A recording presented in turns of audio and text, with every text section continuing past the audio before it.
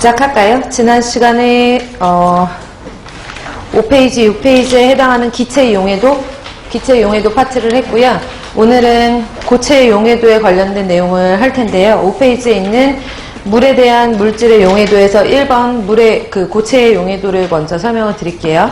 근데 이거를 하기 위해서는 그냥 단순히 용해도, 용해도적 이런 것들을 하는 것보다는 기초환경화학이라는 타이틀은 바뀔 수는 있는데 환경화학적인 개념으로 화학평형이라든지 용해도라든지 이온 곱상수라든지 이런 것들을 설명을 먼저 드리고 여러분들이 이 책을 보시는 게 훨씬 이해가 조금 빠르실 것 같아서 오늘은 평형상수 조금 시간이 걸리더라도 기본적인 내용은 알고 넘어가셔야 되거든요. 그래서 기초환경화학 파트를 먼저 하고 그 다음에 교재에 있는 내용과 같이 한번 볼게요.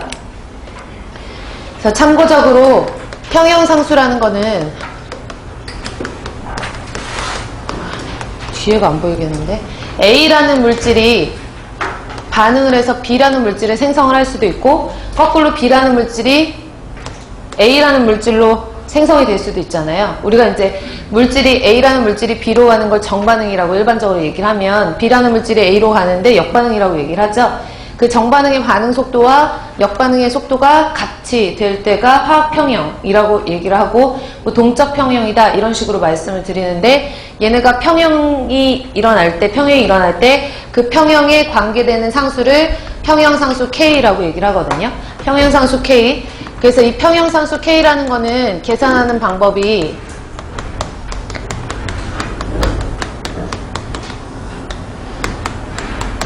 반응물의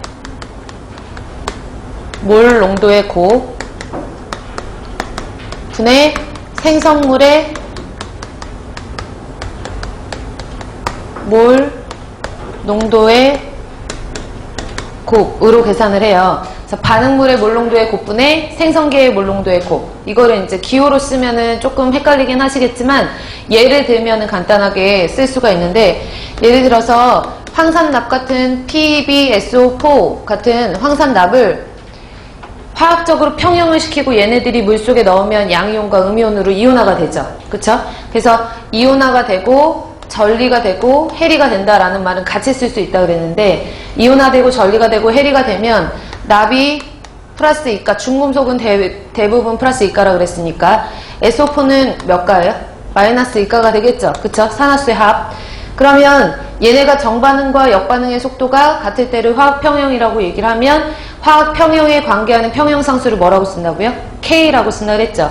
K라고 썼을 때 보통은 반응은 정반응을 기준으로 하거든요. 그럼 정반응을 기준으로 했을 때 반응물의 몰 농도의 곱이라고 했으니까 반응물은 얘가 되는 거고 생성물은 이쪽에 있는 물질이 되는 거예요. 그래서 반응물 같은 경우에는 PbSO4고 PbSO4 황산납이고 생성물은 Pb2 플러스와 SO4 2-가 되는데 얘네들을 그냥 곱해주는 것이 아니라 얘네들을 표시할 수 있는 단위의 종류들이 많잖아요. 몰 퍼 리터라든지 EQ 퍼 리터라든지 그램 퍼 리터, 밀리그램 퍼 리터 이런 식으로 단위들을 여러 개로 쓸 수가 있는데 여기서 의미하는 건 몰 농도의 곱이라고 했으니까 각각의 농도가 다 몰 퍼 리터라는 몰 농도로 들어가야 되거든요. 근데 보통 이제 우리가 쓸 때에는 몰 농도는 이렇게 대괄호를 써서 쓰면 얘가 몰 농도라는 걸 표시를 하는 거예요.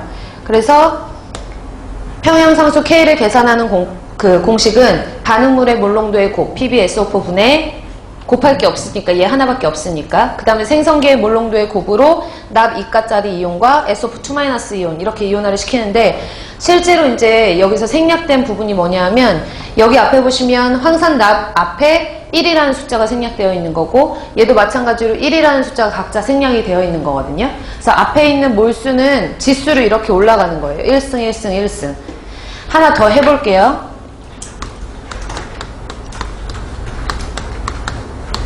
CaF2라는 불화칼슘, 일명 형석이라고 얘기를 하는데 얘를 이온화 시킨다고 하면 얘가 물속에 들어가면 이온화가 될 테고 이온화를 시키면 칼슘 2가짜리 하나와 불소각 할로겐 쪽 원소로 마이너스 1가라 그랬잖아요. 그러니까 마이너스 1가짜리가 2몰 이렇게 생성이 되죠. 그러면 앞에 생략된 숫자까지 다 쓰면 얘가 1, 2 이렇게 되거든요. 그러면 이때 화학평형에 관계되는 평형상수를 K라고 쓰면 반응계 반응계의 몰롱도의 곱이라고 그랬으니까 얘 반응계의 몰롱도의 곱, 즉 CaF2가 되는 것이고 생성계의 몰롱도의 곱 CA2 플러스 F 마이너스 이렇게 되는데 얘 보시면은 앞에 있는 몰수는 어디로 올라간다 그랬죠? 지수로 올라간다 그랬으니까 정확하게 보면 CaF2의 몇 승? 1승, 칼슘의 몇 승? 1승, 불소의 2승 이렇게 계산을 하는 게 평형상수 계산하는 공식이에요. 여기까지 정리되시죠?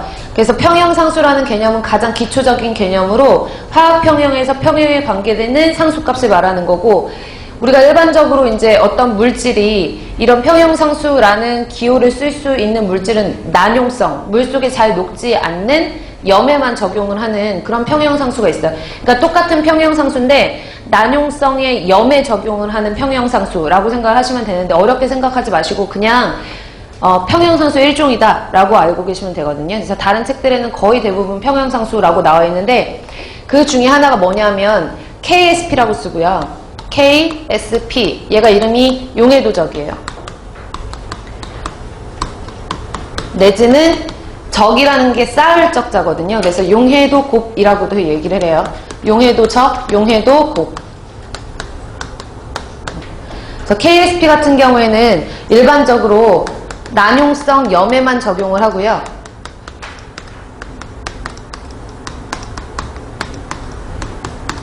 일반 화학책 같은 거 뒤에 보시면은 일반 화학책 뒤에 보시면 부록이 항상 들어가 있잖아요. 그래서 부록 들어가 있는 거 보시면 그러니까 전공서적 중에서 부록 들어가 있는 거 보시면 어떤 물질의 KSP는 얼마이다 이런 식으로 이렇게 표가 있거든요.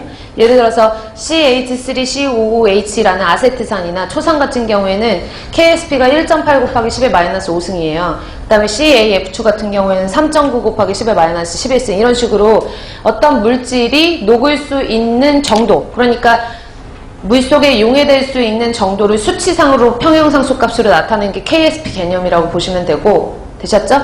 그럼 KSP 같은 경우에는 계산하는 방법은 평형상수 개념이랑 똑같기 때문에 반응물의 몰롱도의 곱분의 생성계의 몰롱도의 곱으로 계산을 하실 수가 있어요. 되셨죠? 근데 반응물이라는 것은 보통 반응물은 이온성 물질이 아니잖아요. 그쵸? 이온성 물질이 아닐 경우에는 그 값을 1로 보거든요. 그러니까 오늘 배우시는 내용 같은 경우에는 화학적인 개념이기 때문에 헷갈리실 수 있는데 제가 결론적으로 말씀을 드리면 KSP라는 값은 계산하는 방법은 평형상수랑 똑같이 계산을 하는데 그러니까 반응계의 몰롱도의 곱분의 생성계의 몰롱도의 곱으로 계산을 하거든요. 그럼 여기는 생성계의 몰롱도의 곱으로 계산하는데 반응계의 몰롱도의 곱이 분모로 들어가야 되는데 이 값은 보통은 다 1로 봐요. 되셨나요? 그 값을 보통 활동도를 1로 보기 때문에 값을 1로 본다라고 보시면 어쨌든 간 KSP 같은 경우에는 계산을 하면 용해도적이라고 하는 것은 똑같은 걸로 할까요?